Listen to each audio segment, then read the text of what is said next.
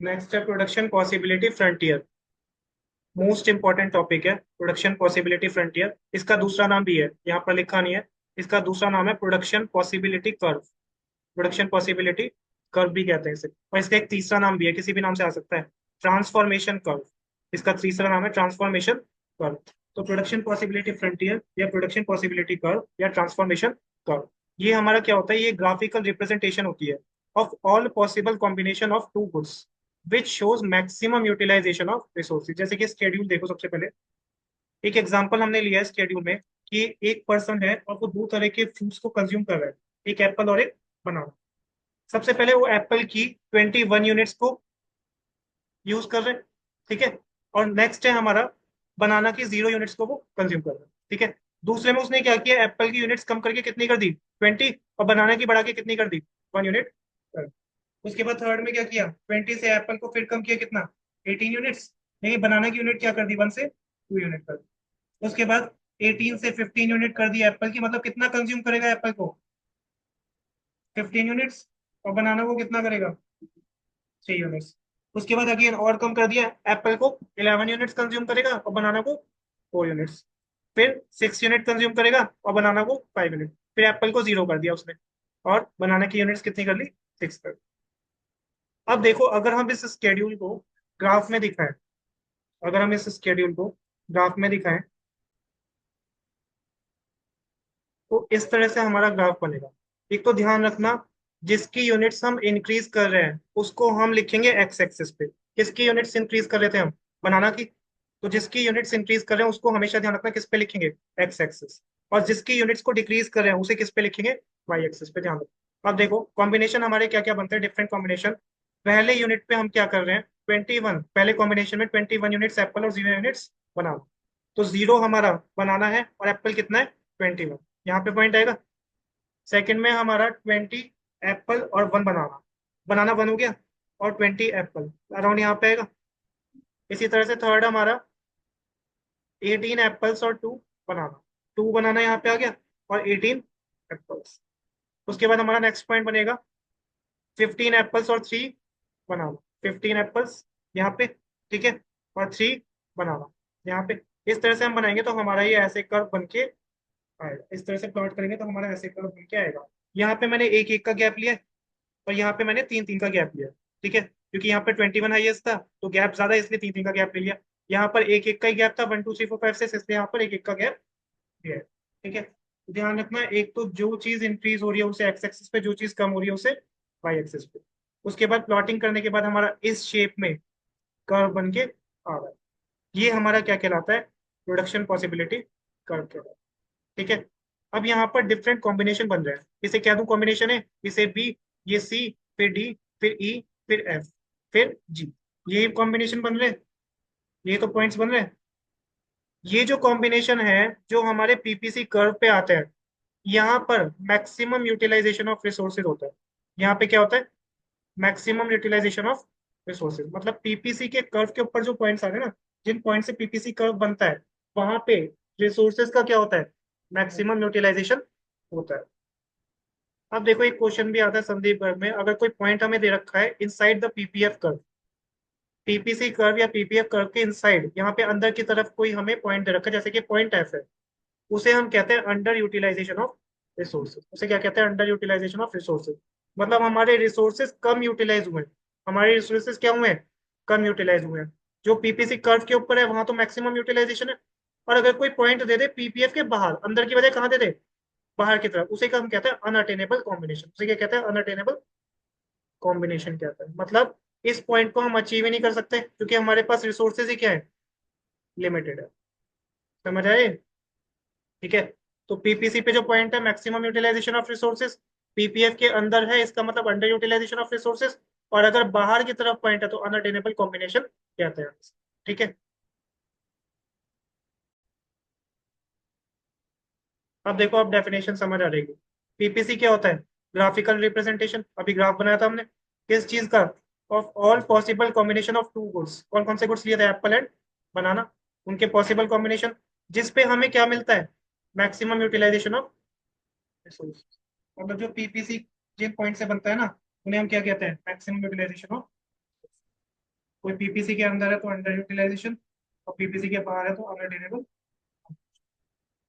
अब पीपीसी के कैरेक्टरिस्टिक्स आ जाए तो पीपीसी हमारा डाउनवर्ड जा रहा है ऐसे, तो सबसे पहले कैरेक्टरिस्टिक्स क्या बनेगा, पीपीसी स्लोप्स डाउन। दूसरा, साइंस में पढ़ा होगा, ये वाली शेप हमारी क्या होती है, कॉनकेव शेप होती है, तो PPC is a concave shape. अब देखो इसमें एक चीज और लिखी है इस स्केड्यूल में, ये है हमारा एमआरटी। एमआरटी का मतलब होता है marginal rate of transformation. MRT का मतलब होता है मार्जिनल रेट ऑफ ट्रांसफॉर्मेशन। इसका फॉर्मूला होता है change in unit sacrifice divided by change in unit gain.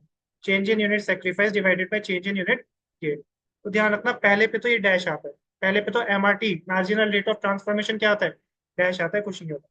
दूसरे पे चेंज इन यूनिट सेक्रीफाइस, हम सेक्रीफाइस इसे कर रहे हैं, एप्पल को 21 से 20 कर दिया है, तो कितना सेक्रीफाइस किया, 1 किया, तो कितना आ गया, 1।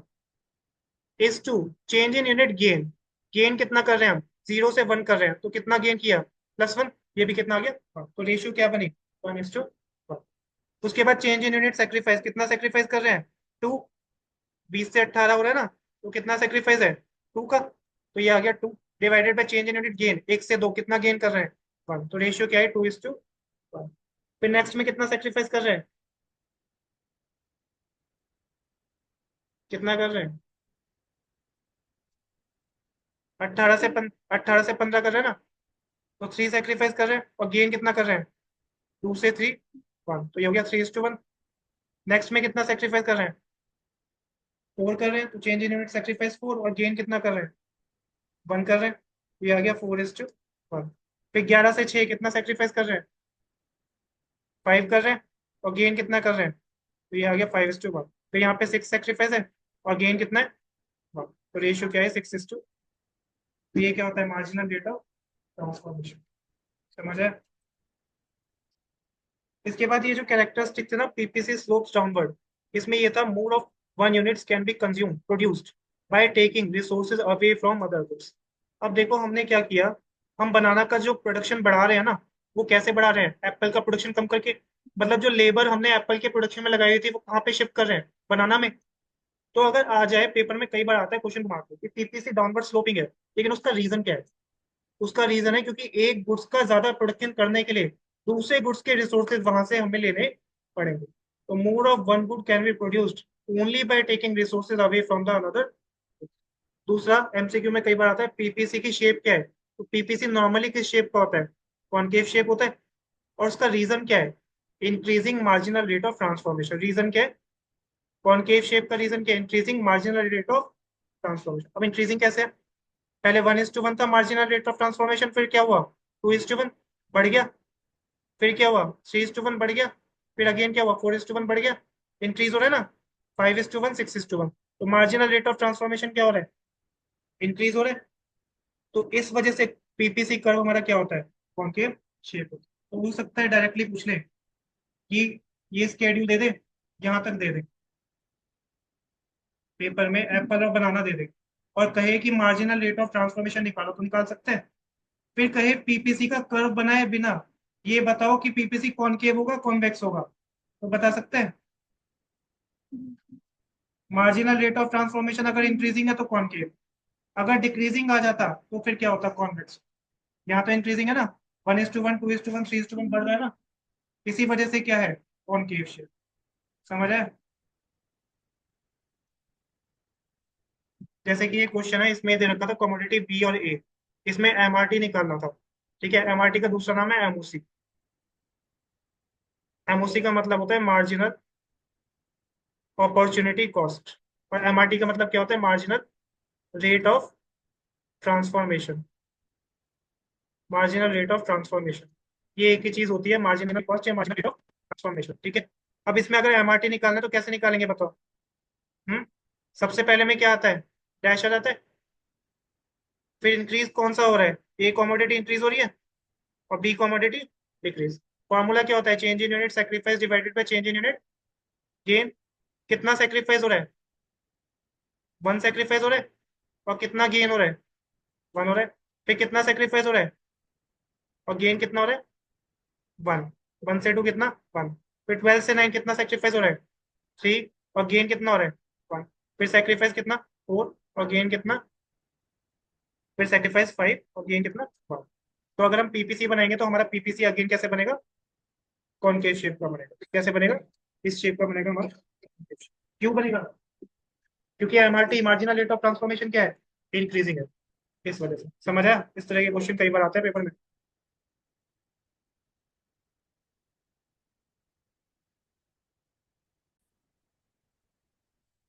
अगर हमारा मार्जिनल रेट ऑफ ट्रांसफॉर्मेशन या मार्जिनल अपॉर्चुनिटी कॉस्ट ये आ जाता 1:1, 1:1, 1:1, 1:1, मतलब इसे हम क्या कहते हैं, कांस्टेंट। इसे हम क्या कहते हैं, कांस्टेंट, ना इंक्रीज हो रहा है ना डिक्रीज।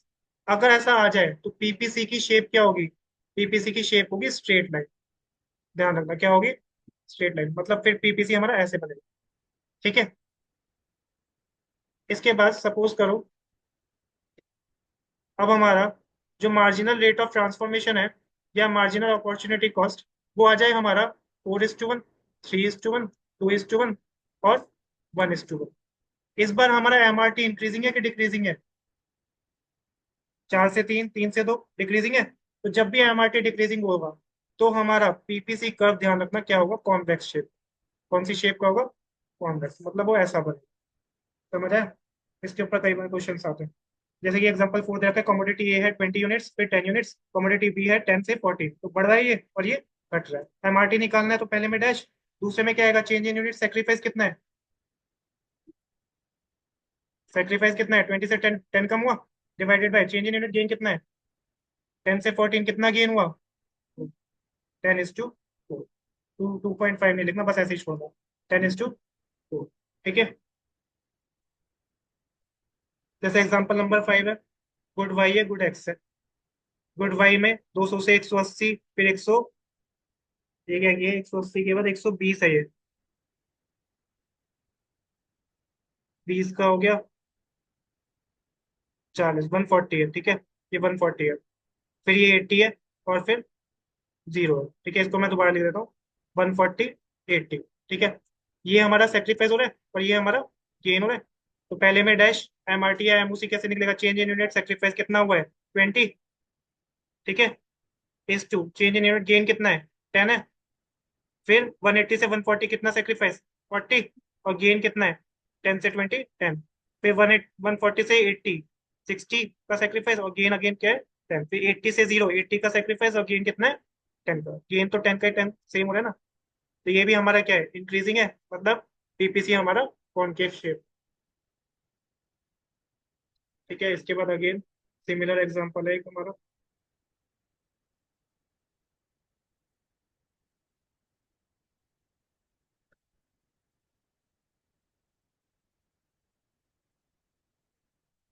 अब एक ये देख लो, इसमें हमारा डिफरेंट टाइप ऑफ एग्जांपल है।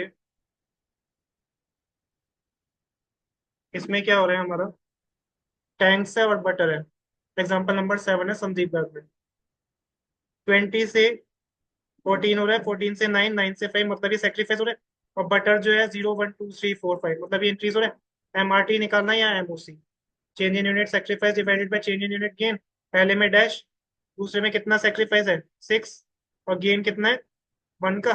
फिर कितना सेक्रीफाइस है, 5, और गेन कितना है, 1 का। फिर कितना सेक्रीफाइस है, 4, और गेन कितना है, 1 का।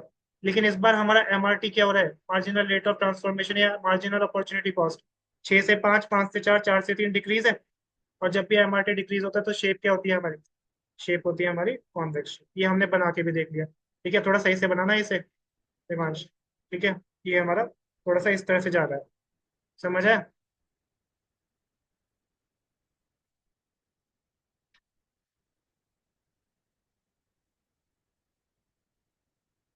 तो इस तरह के क्वेश्चंस आते हैं, ध्यान रखना। एक क्वेश्चन ये वाला देख लो, गुड वाई है, गुड एक्स है। गुड वाई 8, 6, 4, 2, मतलब सेक्रीफाइस हो रहा है। और गुड एक्स 0, 1, 2, 3, 4, मतलब इंक्रीज हो रहा है। एमआरटी निकालेंगे, change in unit sacrifice divided by change in unit gain. पहले में डैश, दूसरे में सेक्रीफाइस कितना है, 2 का, और गेन कितना है, 1 का। सेक्रीफाइस फिर 2 का, और गेन 1 का। सेक्रीफाइस अगेन 2 का, और गेन 1 का। इस बार तो सेम है एमआरटी, तो टीपीएफ क्या होगा, स्ट्रेट लाइन होगा। डाउनवर्ड स्लोपिंग तो होता ही है, लेकिन जाएगा कैसा, स्ट्रेट। ठीक है।